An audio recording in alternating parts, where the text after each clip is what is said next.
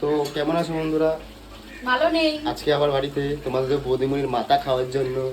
তো আজকে হচ্ছে বাড়িতে চিকেন, তাই তো? পুরো চিকেন খেতে তোমাদের বৌদিমণি সেই ভালোবাসে। আমাকে যতটা ভালোবাসে না, চিকেন খেতে থেকে বেশি ভালোবাসে। দেখো কি গো, মশলা মশলা রসুন দিয়েছো তো? ওটা তো দিতেই হবে। তো জানো রসুন খেলে কি হয়? হ্যাঁ তাও তো রস কাজে দিচ্ছে না। কি কাজ দিচ্ছে না?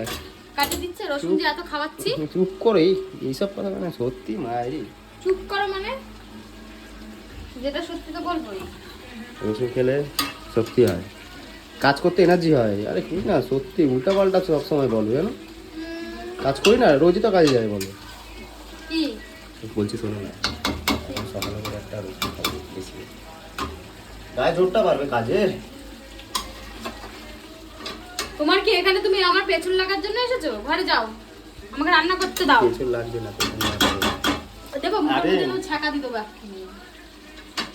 ঘরে যাও তুমি। যাবো না, আমার বউকে আমি যা ইচ্ছা করতে তাহলে পারি। আমার এখানে দাঁড়িয়ে আমার বউকে আমি যা ইচ্ছা করতে পারি, এর মধ্যে তুমি নাক গলাবে না। ও বাবা, আমি আমার বউকে বলছি। আমার পেছনে লাগছো কেন? আমি তোমার পেছনে না তো, আমি আমার বউয়ের পেছনে লাগছি। বউটা তো আমি, আমার পেছনে তো লাগছো। তুমি এখন রান্না করছো মানে তুমি এখন বউ না, তুমি এখন কুক। কুক।